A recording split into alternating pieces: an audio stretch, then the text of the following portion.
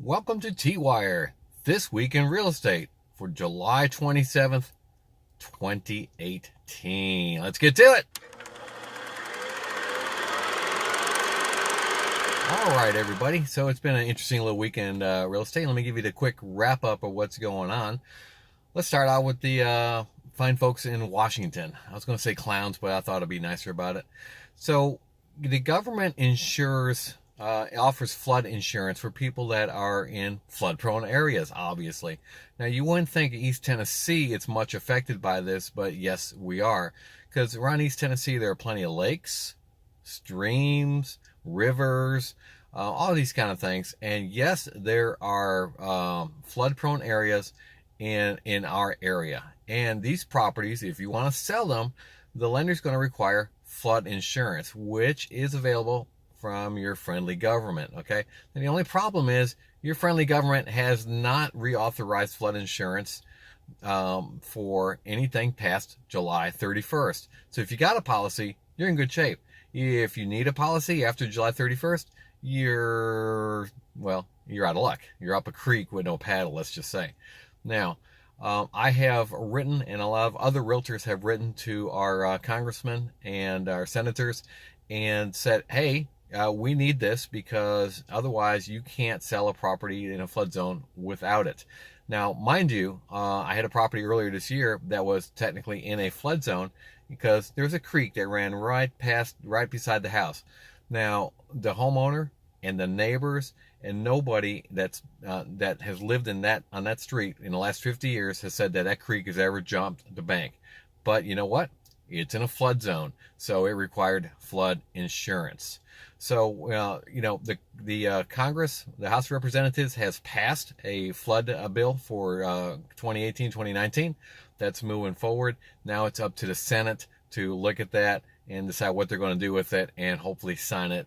And so that way, come August 1st, if you need flood insurance, you can buy flood insurance. All right, so what else is going on? Well, home ownership continues to rise across the country, and we certainly see that here in East Tennessee. Now, the thing about home ownership is, it costs money. It's part of your budget that for housing, no matter if you're renting or you're owning. Now, the interesting little fact is, if you're renting, the median rent and the median income is taking a bite of 28% out of your budget to rent, okay? You want to guess what it is if you're a homeowner? Yeah, 17.1%.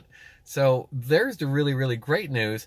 Again, home ownership is cheaper than renting.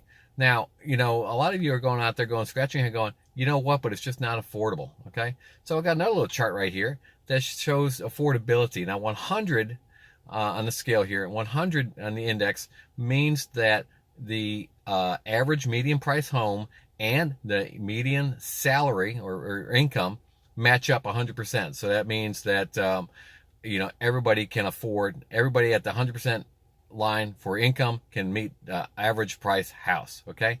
In 1990, the index sat at 108.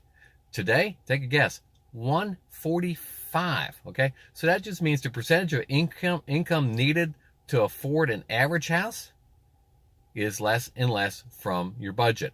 So, those are all both good things that support home ownership. And if you like that creek next to you, hopefully that Congress will approve flood insurance. All right, so what's happening this week? Well, it's my favorite or least favorite time of the year, the tax break for back to school people. Now, I personally, just me, think it's stupid to race out of the house for a 10% discount so you don't have to pay sales tax on your socks. All right, I understand if you're buying a computer or some heavy duty thing like that, up to $1,500, that, 10% really does add up. But, you're probably smarter off waiting for end of season sales, Black Friday sales, Christmas sales, and whatever, and you're going to save a whole lot more than you would on sales tax. But hey, some of you like the crowds. I know my daughter loves getting out there and just the excitement of it all. More power to you. I will not be joining you for the sales tax holiday. That's what they call it. All right. So something more fun to do is up in Granger County. We've all had Granger County tomatoes. The Granger County Tomato Festival is this weekend. So hop up there and get into a tomato fight. All good, clean fun. And you can eat what hits you. So I guess you can keep it. So all great fun there. So either hit the malls and go shopping, or hit up to the tomato festival and have fun.